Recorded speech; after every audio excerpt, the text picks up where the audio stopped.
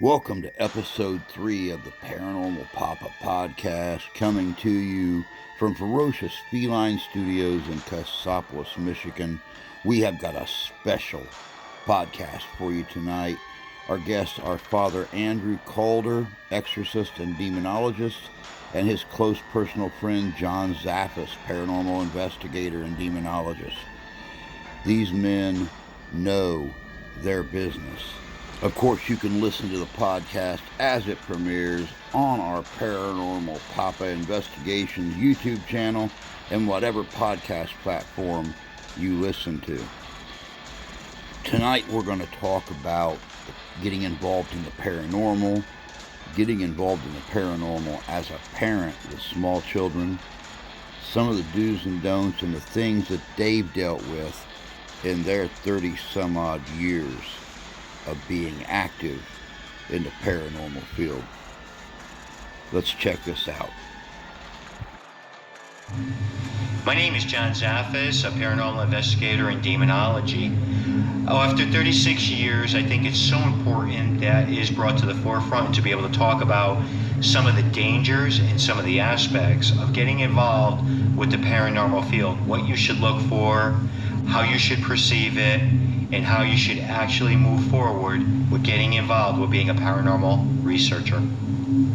My name is Andrew Calder. I'm a paranormal researcher, also an ordained Episcopal priest / exorcist. The dangers in this field is that it's so hot right now. It's such a hot field to get into, but there are so many inherent dangers for especially young people getting involved in this field. They really need to think twice why they want to get into this.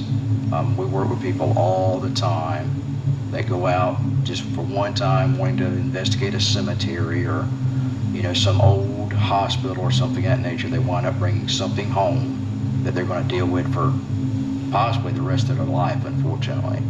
So I give a lot of caution to the young people these days to think twice before they get involved in this kind of stuff. Welcome, guys. My question to start this off, do you think that young people or new people to the paranormal can comprehend some of the things that they might run into, some of the entities that are masking their true identity? What are your feelings on this? I think not, because most of them see it as like, this is cool, fun, and there's so many ghost shows out there now that it's mom and pop type ghost, which is a little term I've coined. It's a spirit running through the house and stuff like this. Sometimes that's the case, but sometimes there may be something else in the background waiting for you. And due to a lot of these shows, they accept it as it's okay, so many people's doing it. They don't take precautions, they don't protect themselves, they don't pray or anything like that. So they go in there, boop, whoops, man, this ain't a human ghost. There's something on the other side waiting for me. I wasn't prepared for this, but by that time, it's too late for you. And especially if there's any young people out there, which there's a lot of young people out there that's somewhat sensitive these days, they're even more open to these type entities. So they have to be very, very careful. I've worked with a number of paranormal researchers that's become possessed by cases they worked on. And I hate to tell you, depending upon what entity you're dealing with, some of them can't be removed.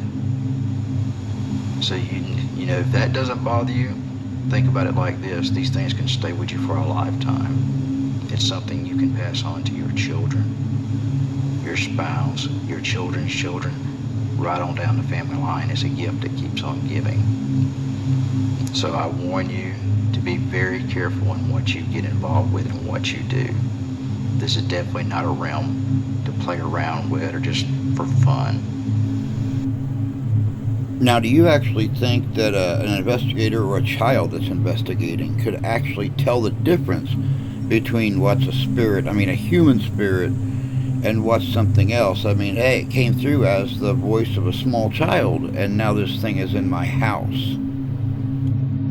Well, that's one of the ways they get involved in your life, is they get you to lower your guard, because we think about a little boy, little girl, because we go, oh, it's a little girl, it's a little boy. You know, our human frailties and sympathies start playing in. And you got to understand the demonic and malevolent know how to play us. You know, they know how to push our buttons because they've been around for thousands of years, much longer than we've been alive. So they know how the human being works. They know how the psychic sensitivities work. And so they will play those buttons, you know, to get into you, to get attached to you. They don't necessarily have to possess you, but they can be attached to you.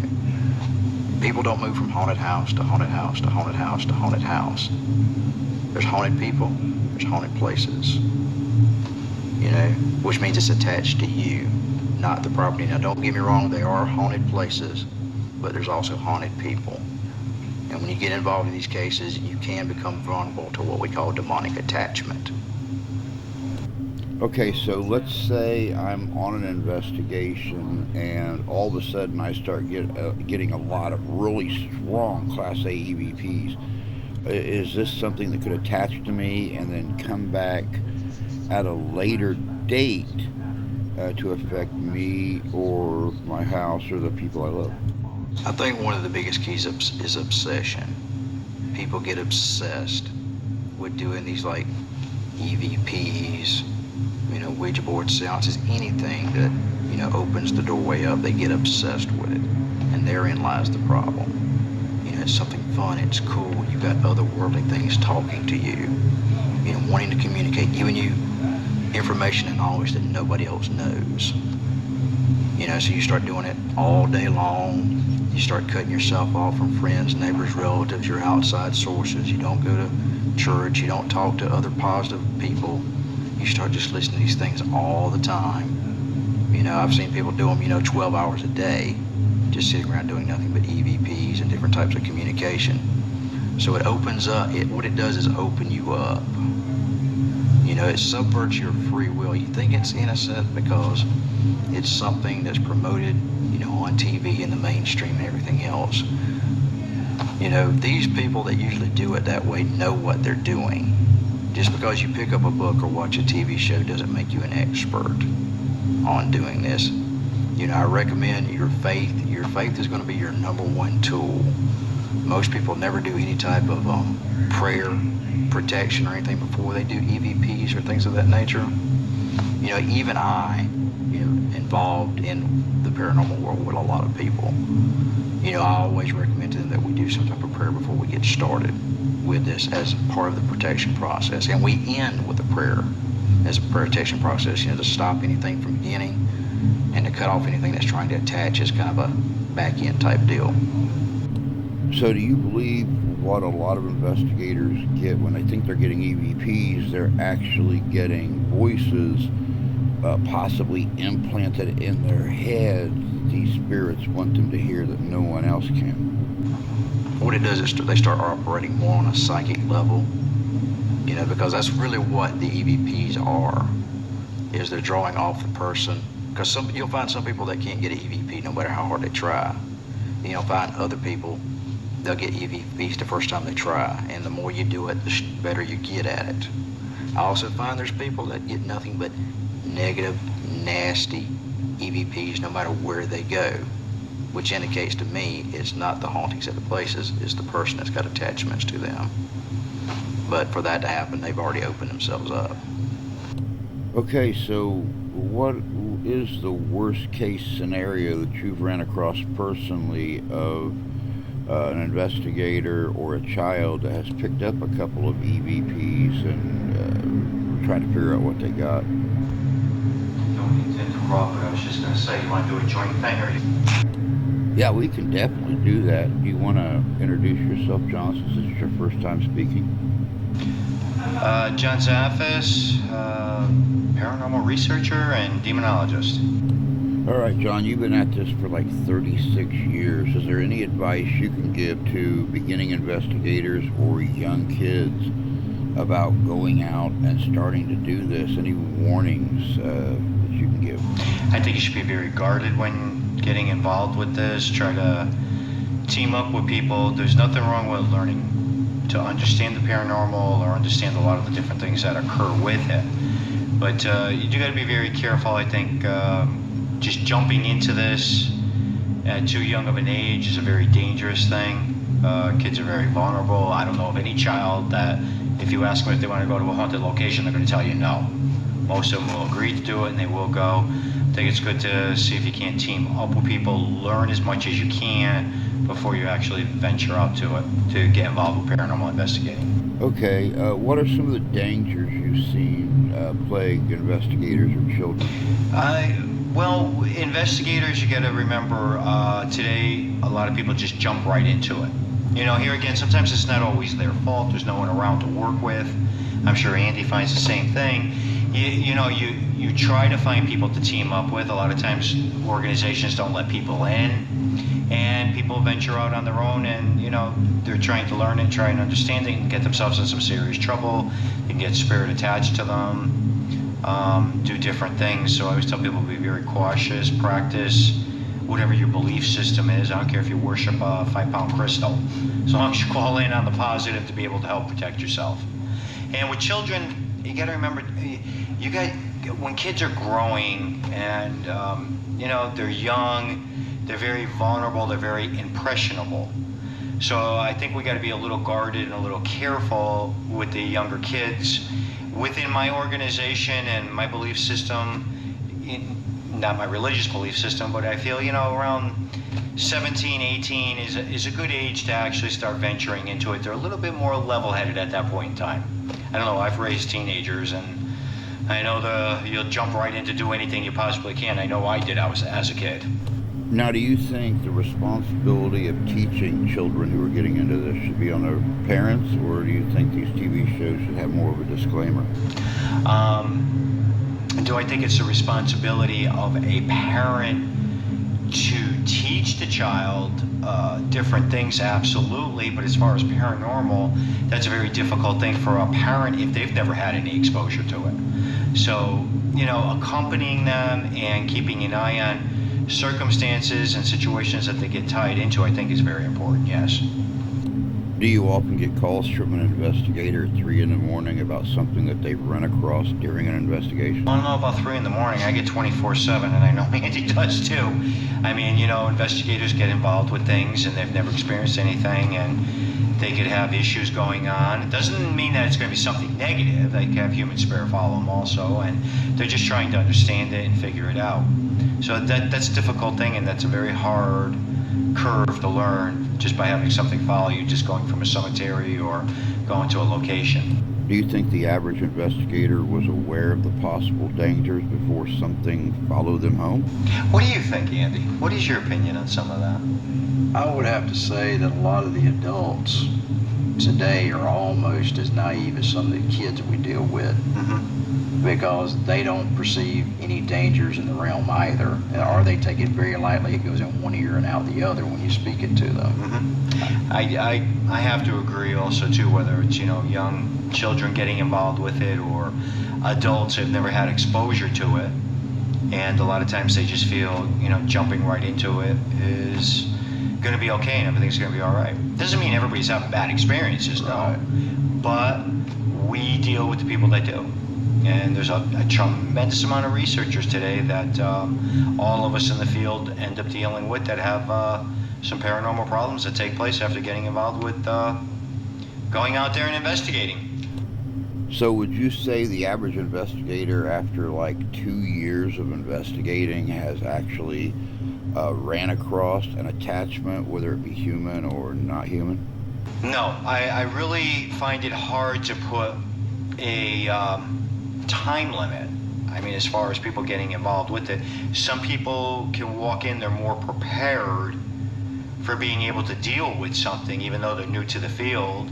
You could have someone that's been around 2, 3, 4 years and they could end up having an issue.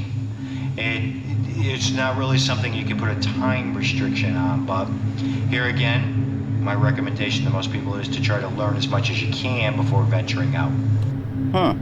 So personally, John, what is the number one thing that you've ran across either from a child or an adult investigator? Well, that's something that Andy and I both can probably share. A very personal friend of ours. She was a paranormal investigator, and she got involved with doing some of the demonic cases and got herself into a situation where she had a serious attachment. And things escalated from there, and Andy and I had both helped her, and she actually ended up needing a couple of exorcisms, and it was a very difficult thing because it was a personal situation, and it was a very violent exorcism, and it actually destroyed her to a point where she wants nothing to do with the paranormal whatsoever anymore. So have you ever ran across an investigator that has a complete questioning of their own beliefs and spiritualism after one of these personal attacks? Oh, go ahead, Padre. I would have to say, after dealing with the demonic, everybody questions their faith system because it's totally rocks their reality to the very core. I mean, they don't know what to think anymore. They don't know what to believe. The biggest problem is getting them on the right path and keeping them there without going off on these wild tangents of what to believe in, what chakras they're dealing with, rocks, crystals. I mean, not that I'm against any of that now, but there are honestly some good people in that, but unfortunately they get so diluted in their background and faith system, they don't have anything that's effective to help them in these situations. Would you agree, John? Absolutely. It's just a lot of trial and error, and you will find today, with paranormal investigators, I know I do, that once they experience something and they start to have things and they realize, oh, this ain't a big joke, there is something to this whole paranormal realm things, it makes them take a step back and think about things. And you'll hear that time and time again. People will say that to me, now I have to think about this because I really didn't believe in God, I didn't believe in any of this negative stuff, now I have to look at it from a different perspective. So would it be an assumption to say that the rules of the angelic and the demonic realms, the rules that they live by, kind of throws a wrench of question into a person's religious beliefs? What do you think on that one? A lot of left field, I realize. I really don't think, again, that falls into where people is kind of like asking, which one has more problems, what background, what faith system. There's really no delineation on who has more problems. Like we talked about before, Christians, Buddhists, whatever you want to deal with, paganistic, whatever, they come from all realms. I can't say there's any particular one that has more problems than the other. Again, a lot of the people are opening up these doors in their lives that's causing all these problems. So, you got Christians sitting in their basement doing Ouija boards, you got Christians doing seances, you got, people with paganistic backgrounds coming to us, with problems that they need help with. So I can't say there's any specific person or particular belief system that has more problems. It's across the board. So what would your advice be to someone who's atheist or lives without any faith system? As far as my advice to them, here again, it goes right back to anything. You always have to have a positive in your life. And no matter what you choose upon in any religious belief, as long as it's on a positive. Different people believe in different things, and, that's cool. I have no issues with that whatsoever. People question everything today, including religion. And we all deal with this, and we all know this is a fact on how people perceive things. That's why I always tell when people live a positive perspective, whether it's from a religious perspective or, any type of perspective, as long as it's on a positive, that always helps to reinforce things with people, I think. We've not got a lot of time left. Is there any advice you would give anybody wanting to get into paranormal investigating, spirit communication, or are there inherent dangers to the simple phrase, are you there, can you give me a sign? There are dangers in anything you do once you enter the paranormal arena. And, here again, EVP, psychic photography, going to these locations, provoking, seances, everything falls under the same category. I know people that have done all these things and they've never had any issues. We deal with the people that do. And here again, certain people are more susceptible than other people. Sensitive people have to be extremely guarded when getting involved with these things.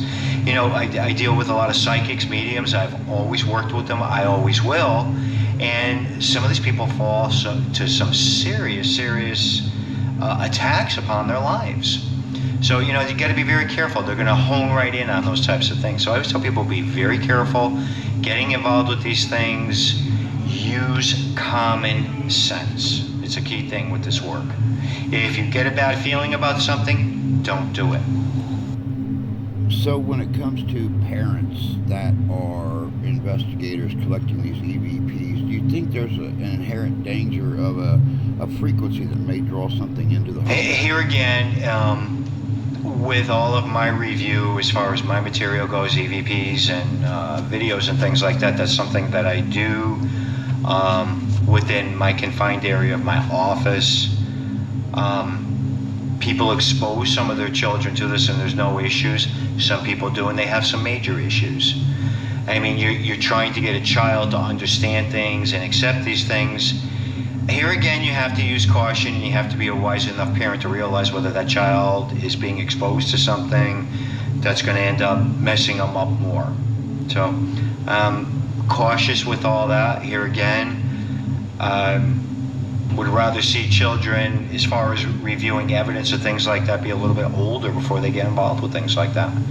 But, a child hearing EVPs or, looking at psychic photography, I mean, what are the chances of something happening? But if you're doing an investigation and you don't even know what you're dealing with at this point in time and you're exposing it to your kids, I look at that a little bit. You gotta be a little bit more cautious with those things. Any other thoughts on that, Father? Well, just to expound on that a little bit, if you're already having haunting phenomenon going on in your own life, your own home, whether it be attachment to the person, the client, or whatever like that, doing EVPs can make things worse for the client, especially if they're dealing with demonic, malevolent type hauntings. I think John would probably agree with that. Absolutely. I, to be honest with you, Andy and I have been involved with several cases where, the clients had issues going on, and that's a big thing we have today, because now everybody wants to do psychic photography. They want to do the EVPs in their houses, and I recommend that they don't, because that's just going to make things escalate out of control. It does, like I said, here again, with a lot of things with the paranormal arena, it's like Russian roulette. You just don't know. And if you're having issues, especially on a demonic level, I recommend these people do not do the EVPs in their homes, and they do not do the psychic photography. And if they feel it's necessary that they have to do this because they're trying to prove to themselves, which is a trap in itself. And I agree with that. Then my next recommendation with certain people that do these things like that, if you set the camcorder up, you set the tape recorder up, and you're just letting it run, I'll look at that one way. But if you're going to go in there and start challenging it and provoking it and asking it questions, I look at that totally differently. So what about these investigators who are collecting these EVPs, even with the possibility of it being a voice in their head? Do you see a problem with them using a recorder to verify whether the voice is there? Could. Yeah, you could look at it from that perspective. It could be a trap. Here again, that's part of our field, and these are things that I think we all look at, trying to come to some type of conclusions on. Is this going to be used as a tool? If you're a paranormal researcher, and if the person is gifted or psychic and they're picking up on something and they're recording it, that's a given, because to be perfectly honest with you, my theory with EVP is I don't think it's the tape recorders, I don't think it's the environment, I think it's the people that are getting the EVPs that are attracting the spirit. Okay, so spiritual magnets in a sense. Absolutely. Absolutely. Why can you have a whole bunch of people doing EVP recordings and nobody gets nothing, but yet there's one or two individuals that will? Why is that? And you'll usually find those are very sensitive people, or people that are involved with hauntings that will get these EVPs. Oh, okay. So do you think people who are mentally unstable or who had a troubled childhood should look into the world of paranormal investigations? Yes, for an understanding of it. I have nothing against that. Knowledge is power. If you have people that have been victimized in any way, shape, or form, if they went through counseling and they're able to come to terms with this. Because that's a difficult thing, and people don't realize that if you went through trauma as a child, and then you're going out there, because we deal with a lot of trauma on our cases that has nothing to do with paranormal, and you get involved with it, that's an instant flashback for a lot of these people, and that's leaving yourself more vulnerable.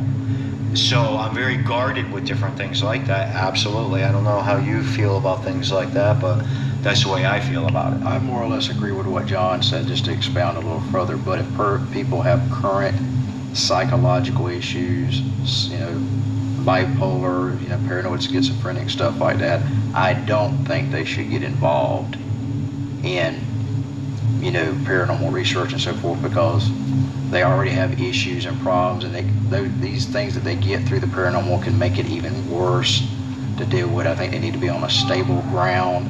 But me and John get cases all the time where people are psychologically unstable, and if they even did have any problem, there's nothing we can do to help them until they got stable, get with a counselor, go through counseling therapy, sometimes even get on medications to get the brain in the proper states and everything, so they can emotionally deal with it properly.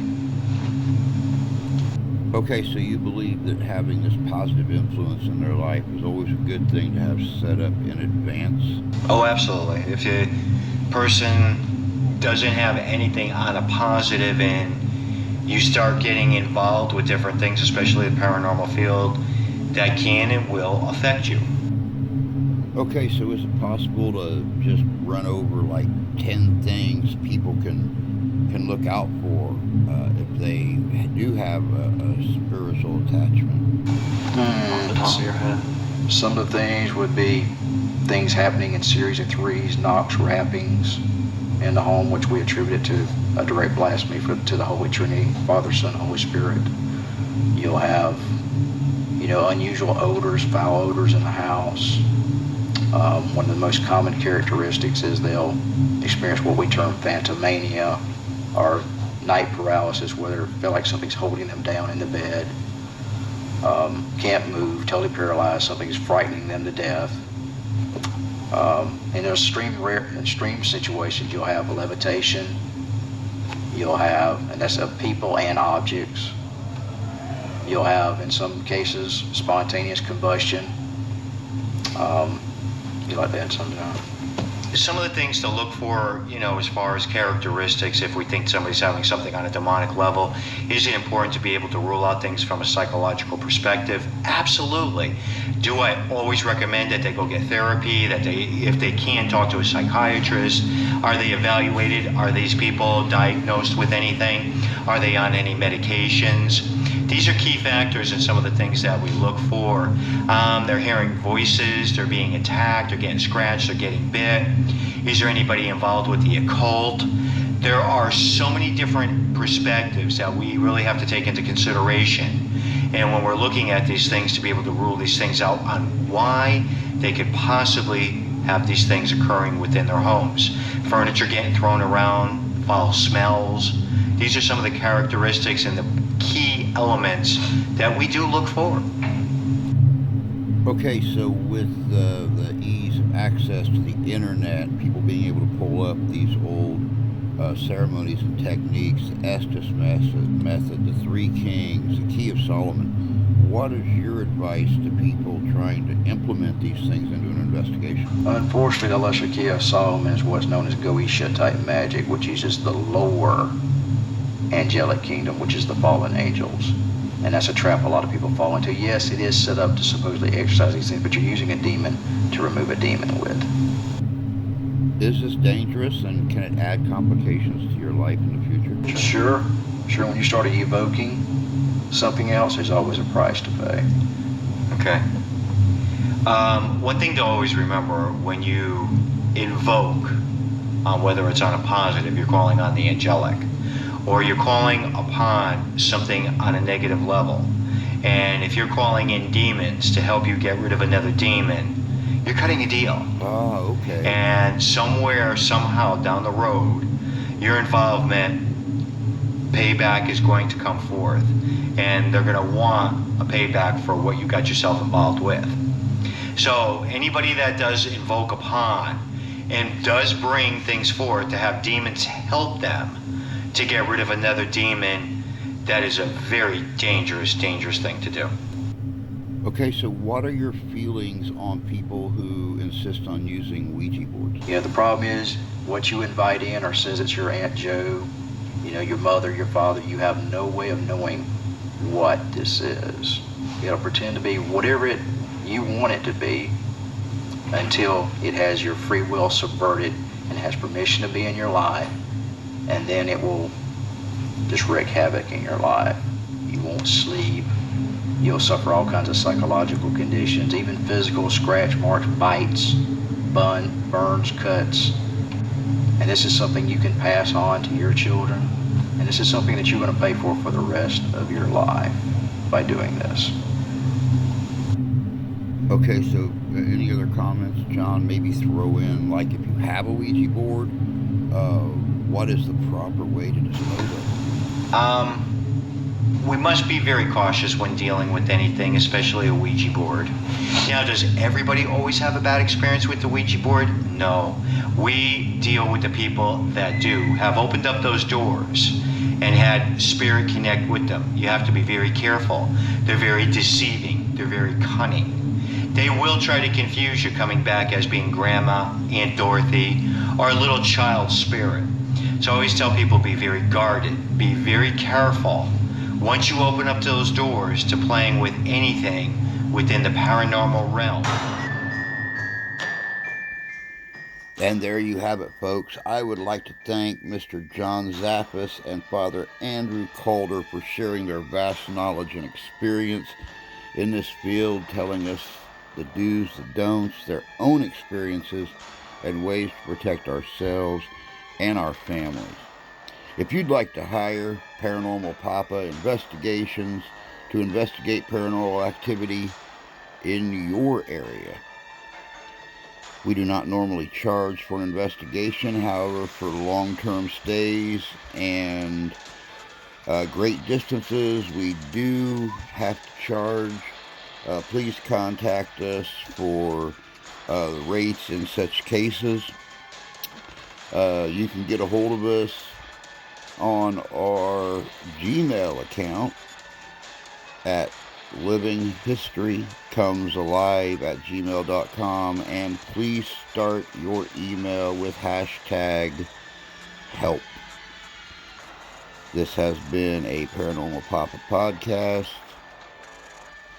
Hope you guys all have an amazing life and safe experiences. We'll catch you next time.